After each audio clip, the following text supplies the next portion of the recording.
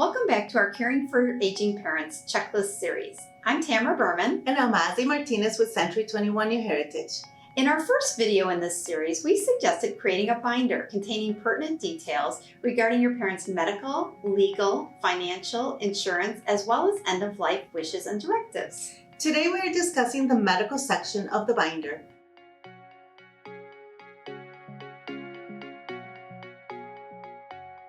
The first item that we recommend that you include in the medical section of this binder is a list of physicians. Yes, make sure that information is up to date. Some physicians will change offices, so you want to make sure that the address and contact information is the correct one.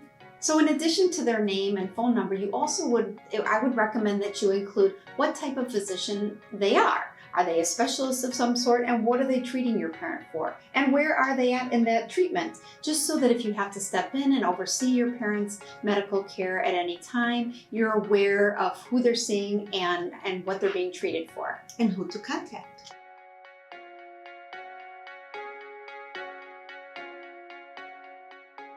The second item that we recommend you include in the medical portion of this binder is a medication list. Yes, very important again to keep it updated. So every time that you go to the physician, just get into the habit of asking or requesting a copy of all your medications that you are currently taking. Yeah, doctors, if every time your parent goes or to the doctor and they ask for I would say two copies. That way you can put one with this binder and you can put the other with your child can carry it. You can carry it for your parent, or they could put it in their wallet. It's really handy to have. Just jot the date of it so you know when it was last updated. And then I usually would get like a little sticky folder.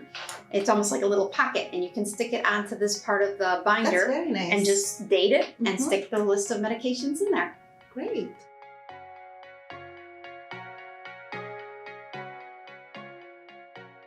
The third item that we recommend you include in the medical portion of this binder is pharmacy information. Very important too, because a lot of times there's different pharmacies for different medications. Yes. So you want to make sure that you have all that information reachable, accessible.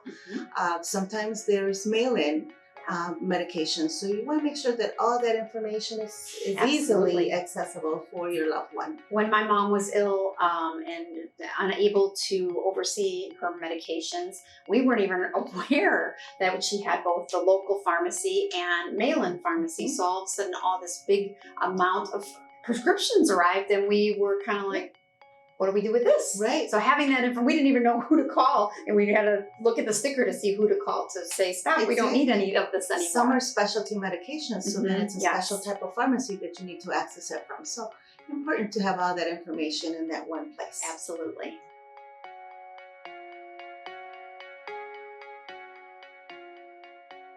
The fourth item that we recommend you include in the medical section of this binder is a health power of attorney. A health power of attorney is a legal document, and it is very important that it be accessible in an emergency. We talked in detail about a health power of attorney in one of our earlier videos, a legal checklist for aging parents.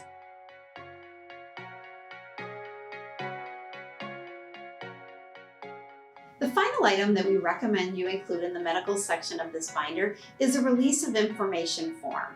This is something that if your loved one goes to the hospital or the doctor and you ask for any information, they would require this to be filled out in order to share that information with you. Yes. I hope this video was helpful. If so, please like and share.